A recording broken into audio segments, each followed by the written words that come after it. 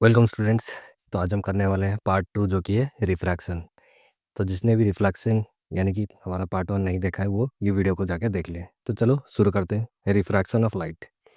The refraction is the bending of light when it passes from one medium to another medium. यानी कि जब ray of light एक medium से दूसरे medium को ट्रैवल करती है तो इसमें बेंडिंग होता है और यही बेंडिंग को हम रिफ्रैक्शन कहते हैं। ठीक है, तो चलो समझते हैं ये बेंडिंग क्यों होता है। ठीक है, एक्चुअली इसमें ना दो मीडियम एग्जिस्ट करते हैं, एक होता है रेयरर मीडियम और एक डेंसर मीडियम। तो रेयरर मीडियम क्या होता है? जिस मीडियम में लाइट फास्टर ट्रैवल करती है वो होता है तुम्हारा रेयरर मीडियम। और जो मीडियम में लाइट रे स्लोअर ट्रैवल करते हैं वो होता है डेंसर मीडियम। तो चलो अब देखते हैं कि जब रे ऑफ लाइट कैसे बेंड करती है और किस तरह बेंड करती है। तो जब ray of light rarer medium से डेंसर मीडियम को ट्रैवल करती है तो ये टूवर्ड्स नॉर्मल बेंड हो जाती है। तो ये किस लिए होता है? क्योंकि रेयरर मीडियम में स्पीड ऑफ लाइट स्लोअर हो जाता है और जो इसमें एंगल ऑफ इंसिडेंस बनता है वो एंगल ऑफ रिफ्रैक्शन से बड़ा होता है। Now come to the second case जहाँ पे ray of light denser medium से रेयरर मीडियम में ट्रैवल करती है। तो आफ्टर रिफ्रैक्शन ये ray of light away from normal होती है, यानी कि नॉर्मल से दूर चली जाती है। तो ये क्यों होता है? क्योंकि जब ray of light rarer medium में आती है तो इसका स्पीड बढ़ जाता है और ये केस में जो एंगल ऑफ इंसिडेंस होता है वो एंगल ऑफ रिफ्रैक्शन से छोटा हो जाता है। चलो अब देखते हैं रिफ्रैक्शन की कुछ एग्जांपल्स। अगर कोई टम्बलर में हाफ ग्लास वाटर है और इसमें पेंसिल को इमर्स करके रखते हो तो ये पेंसिल बेंड अपीयर होता है। ये भी रिफ्रैक्शन की वजह से, क्योंकि जो रे ऑफ लाइट वाटर से एयर मीडियम में आती है वो after refraction away from normal हो जाती है, इसीलिए पेंसिल हमें बेंड दिखाई देता है। Second case, swimming pool shallower appear होता है। ये किस लिए होता है? जब रे ऑफ लाइट वाटर से एयर मीडियम आती है ना तो ये बेंड कर जाती है और बेंड कर जाने की वजह से इसका जो एक्चुअल बॉटम सरफेस होता है ना वो एक्चुअल से थोड़ा ऊपर दिखाई देता है और हमें स्विमिंग पूल थोड़ा कम गहरा नज़र आता है। अगर कोई ग्लास स्लैब के नीचे तुम किसी विजिटिंग कार्ड या फिर किसी कार्ड को रख देते हो जिसमें कोई भी कुछ भी लिखा रहता है तो वो लेटर्स ना कुछ उठे हुए उभरे हुए नज़र आते हैं। ये उभरा हुआ नज़र आना ये भी रिफ्रैक्शन के वजह से ही होता है। अब चलो देखते हैं refraction through a glass slab. तो ये ABCD जो हो गया ये हमारा रेक्टेंगुलर ग्लास स्लैब हो गया, इसके चारों ओर जो मीडियम है वो एयर मीडियम है।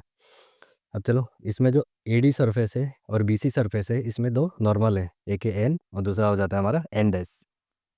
तो जब रे ऑफ लाइट इसमें एयर मीडियम से आती है तो वो आफ्टर रिफ्रैक्शन जब ग्लास मीडियम में जाएगी तो वो टुवर्ड्स नॉर्मल हो जाएगी। ठीक है, तो इसमें जो एंगल ऑफ इंसिडेंस बनेगा वो एंगल ऑफ रिफ्रैक्शन से बड़ा बनेगा। फिर वही रे ऑफ लाइट जो कि अब ग्लास मीडियम में है वो फिर निकल के तो बाहर में आएगी। तो ये जब निकल के बाहर आएगी यानी कि एयर एयर मीडियम में फिर से आएगी तो ये फिर से क्या हुआ, डेंसर मीडियम से रेयर मीडियम में ट्रैवल की और इसके वजह से ये अवे फ्रॉम नॉर्मल चली जाएगी और यहाँ पे ये बनाएगी एंगल ऑफ इमरजेंस। और जब तुम इंसिडेंट रे को इमेजिनरी लाइन से एक्सटेंड करोगे तो ये इमरजेंट रे के साथ पैरेलल बनेगा। और जो परपेंडिकुलर डिस्टेंस होता है ना इमरजेंट रे और इंसिडेंट रे के बीच, ये डिस्टेंस को हम लैटरल डिस्प्लेसमेंट कहते हैं। Can say that lateral displacement is a perpendicular distance between the path of incident ray and the emergent ray of light. अब देखेंगे फैक्टर्स जिसके ऊपर ये जो लैटरल डिस्प्लेसमेंट है वो डिपेंड्स करता है। तो पहला है थिकनेस ऑफ मीडियम, यानी कि मीडियम जितना थिक होगा लैटरल डिस्प्लेसमेंट उतना ज़्यादा होगा, मीडियम जितना थिन होगा लैटरल डिस्प्लेसमेंट उतना कम होगा। उसके बाद जो दूसरा कैरेक्टरिस्टिक्स है वो रिफ्रैक्टिव इंडेक्स ऑफ मीडियम में भी ये डिपेंड करता है। और याद रखना जो एयर का रिफ्रैक्टिव इंडेक्स होता है वो सबसे कम होता है, यानी कि 1.003 और डायमंड का रिफ्रैक्टिव इंडेक्स 2.42 होता है। चलो अब देखते हैं लॉज ऑफ रिफ्रैक्शन। तो इसका पहला लॉ क्या बोलता है? The incident ray, refracted ray and normal to the surface at the moment of incident they all lie in the same plane.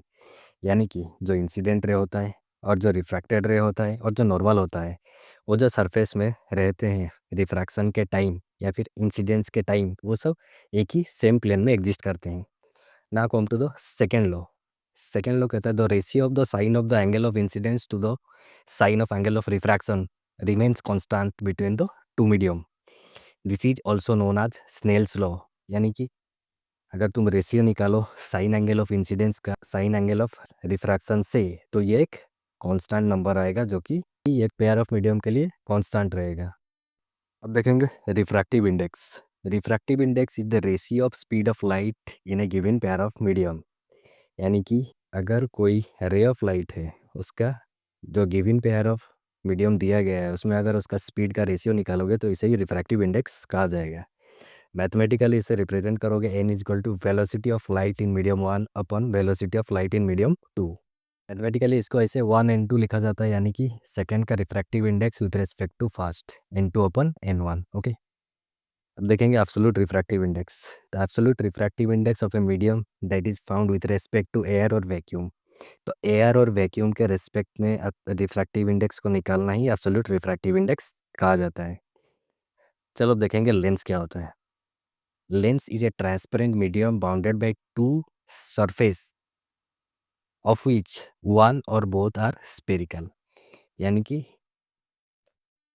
Lens एक ट्रांसपेरेंट मीडियम होता है जिसका कि दोनों सरफेस एक या फिर दो स्पीयर से बाउंड होते हैं या फिर गिरे हुए होते हैं। तो लेंस दो टाइप के होते हैं। पहला लेंस है तुम्हारा कॉन्वेक्स लेंस। ये कुछ इस तरह का दिखता है, जिसका मिडिल पार्ट थिकर होता है, एजेस थिनर होते हैं, और अगर रे ऑफ लाइट इसमें रिफ्रैक्ट करते हैं तो आफ्टर रिफ्रैक्शन रे ऑफ लाइट को ये कन्वर्ज कर देता है। सेकेंड जो लेंस होता है इसे हम कहते हैं कॉनकेव लेंस। ओके, तो कॉनकेव लेंस कुछ ऐसा दिखता है और इसका जो एज होता है ना वो थिकर होता है, मिडिल में ये थिनर होता है। अगर रे ऑफ लाइट इसमें रिफ्रैक्ट करते हैं तो आफ्टर रिफ्रैक्शन ये रे ऑफ लाइट को डाइवर्ज कर देता है। ओके, चलो अब कुछ इंपॉर्टेंट टर्म्स देख लेते हैं ये लेंस के रिलेटेड। तो लेंस का जो सेंटर पॉइंट होता है उसे हम ऑप्टिकल सेंटर कहते हैं, इसे कैपिटल ओ से डिनोट किया जाता है। सेंटर ऑफ स्पीयर यानी कि लेंस जो स्पीयर का पार्ट होता है उसका सेंटर को हम सेंटर ऑफ कर्वेचर कहते हैं। तो ये दो स्पीयर का पार्ट है, तो पहला का C1 देंगे और सेकेंड को हम C2 से डिनोट करेंगे। वैसे ही स्पीयर का जो रेडियस होता है उसे हम रेडियस ऑफ कर्वेचर कहेंगे। और जो ray of light centre of curvature और ऑप्टिकल सेंटर से पास करती है उसे ही हम प्रिंसिपल एक्सिस कहते हैं। ओके, और प्रिंसिपल फोकस वो पॉइंट होता है जिस पॉइंट में पैरेलल रे ऑफ लाइट आती है और आने के बाद ये आफ्टर रिफ्रैक्शन जहाँ पे एक्चुअल कन्वर्ज करती है या फिर अपियर टू कन्वर्ज होता है, कन्वर्ज होती है, इसे ही हम प्रिंसिपल फोकस कहते हैं। तो ये दो फोकस होते हैं इसके भी, F1 और F2। और जो डिस्टेंस होता है फोकस और ऑप्टिकल सेंटर के बीच उसे ही हम फोकल लेंथ कहते हैं। ओके, और एपरेचर वो इफेक्टिव डायमीटर होता है वो सर्कुलर ट्रांसमिटिंग एरिया का जहाँ से लाइट रे पास करती है। अब हम देखेंगे rules for the image formation by convex lens, जिसका पहला रूल कहता है अगर रे ऑफ लाइट पैरेलल होके आती है प्रिंसिपल एक्सिस को तो ये आफ्टर रिफ्रैक्शन फोकस से पास करेगी।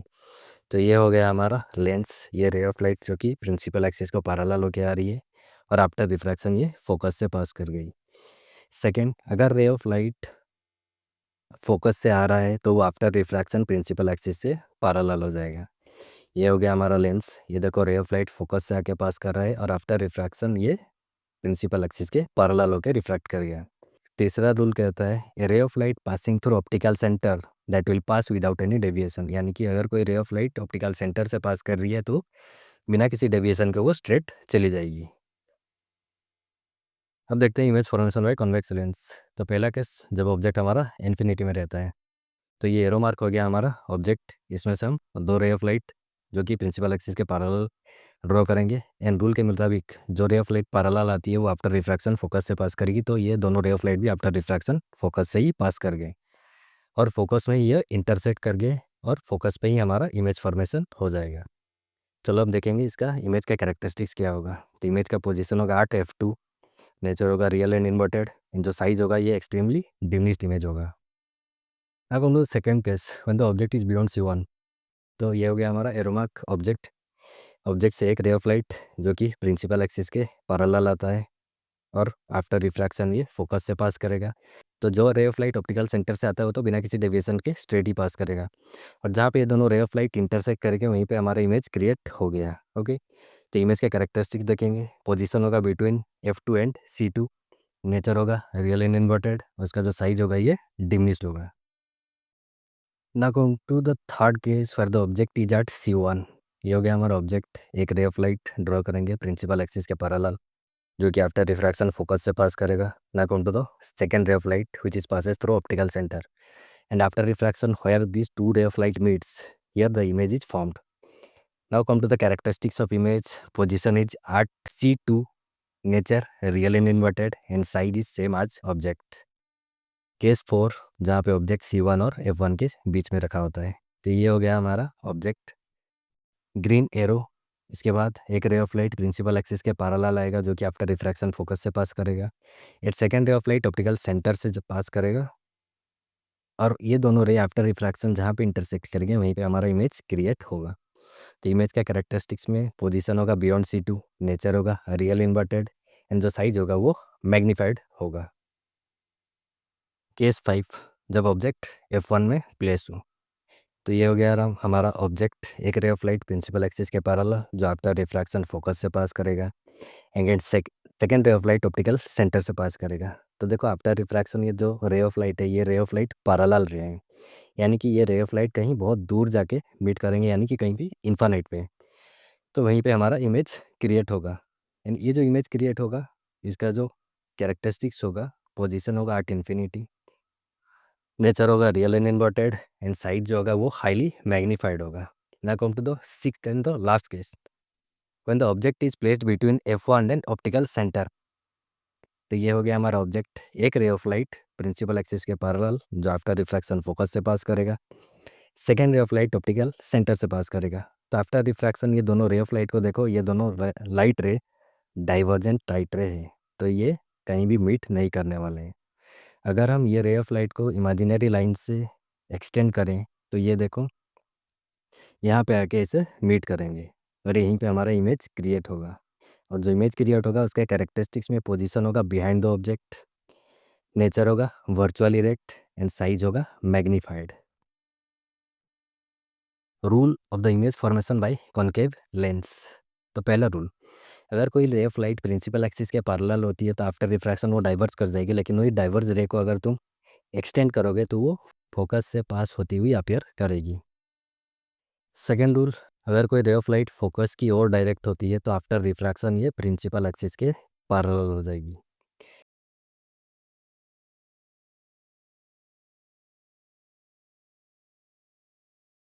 थर्ड रूल, अगर कोई ray of light optical centre से पास करती है तो वो बिना किसी डेविएशन से ऑप्टिकल सेंटर से ही पास कर जाएगी।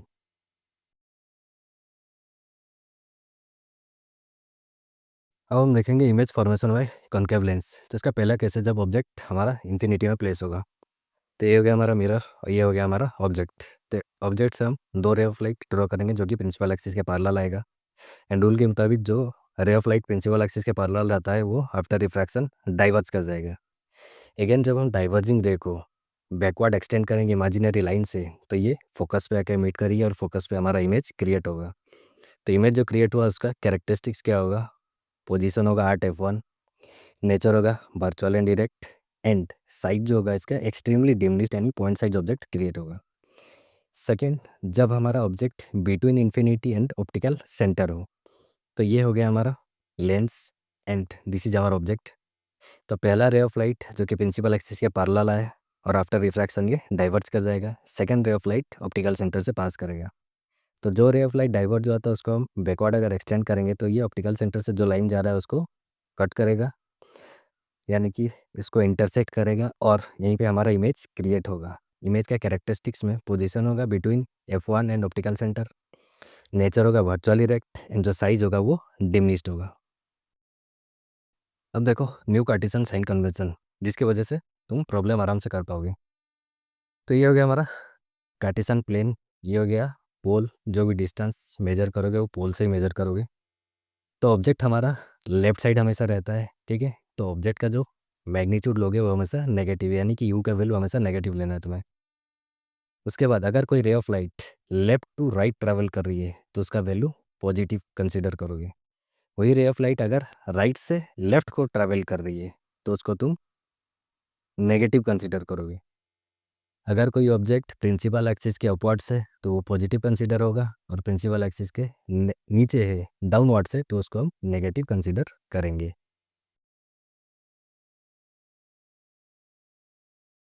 चलो अब देखते हैं लेंस फार्मूला क्या होता है। Lens formula is 1/f is equal to 1/v minus 1/u। जिसमें एफ होता है फोकल लेंथ, बी होता है image distance and u is the object distance. तो moreover lens formula focal length, image distance और ऑब्जेक्ट डिस्टेंस के बीच एक रिलेशनशिप बताता है हमें, ठीक है। अब देखेंगे मैग्निफिकेशन ऑफ लेंस। तो मैग्निफिकेशन कुछ नहीं but it is only the ratio of height of the image to height of the object. इसको मैथमेटिकली भी तुम रिप्रेजेंट कर सकते हो, M is equal to height of image upon height of object, और इसे H I upon H O भी लिख सकते हो। मैग्निफिकेशन का और एक फार्मूला होता है जिसे तुम बोल सकते हो M is equal to V upon U. ये दोनों को याद रखना मैग्निफिकेशन को प्रॉब्लम में कभी कभी भी यू से भी मैग्निफिकेशन पूछ लेता है, ओके। अब ये दोनों को याद रखना, वर्चुअल इमेज जो होता है ना उसका मैग्निफिकेशन जो होता है पॉजिटिव होता है, और जो रियल इमेज होता है उसका मैग्निफिकेशन नेगेटिव होता है। अब देख लेते हैं पावर ऑफ लेंस। तो power of lens means reciprocal of the focal length. तो इसको अगर मैथमेटिकली रिप्रेजेंट किया जाए तो P is equal to 1/f। जब तुम्हारा फोकल लेंथ मीटर में हो तो ये फॉर्मूला यूज करना। अगर मान लो तुम्हें प्रॉब्लम हो रहा है सेंटीमीटर से मीटर कन्वर्ट करने के लिए, तो मैं second formula P is equal to 100/f use कर सकते हो। इसमें फोकल लेंथ सेंटीमीटर में हो तो डायरेक्ट पुट कर देना ऐसे, ओके। इसका जो ऐसा यूनिट होता है इसे डायप्टर कहा जाता है। अब चलो देखते हैं कॉनकेव और कॉन्वेक्स लेंस का पावर और फोकल लेंथ। तो कॉनकेव लेंस का पावर और फोकल लेंथ दोनों ही नेगेटिव होता है। कॉन्वेक्स लेंस का पावर और फोकल लेंथ दोनों ही पॉजिटिव होता है। अब आता है power of combination of lenses. तुम्हें प्रॉब्लम में 2-3 लेंस दे दिया जाएगा, उसका कॉम्बिनेशन ऑफ पावर पूछा जाएगा, तो उसका फॉर्मूला होता है P is equal to P1 plus P2 plus P3 अपन, ये भी जितना दिया गया होता है उसको उसके साइन के अनुसार ऐड करके तुम्हें टोटल कॉम्बिनेशन ऑफ पावर निकालना होता है। ये था तुम्हारा चैप्टर द एंड।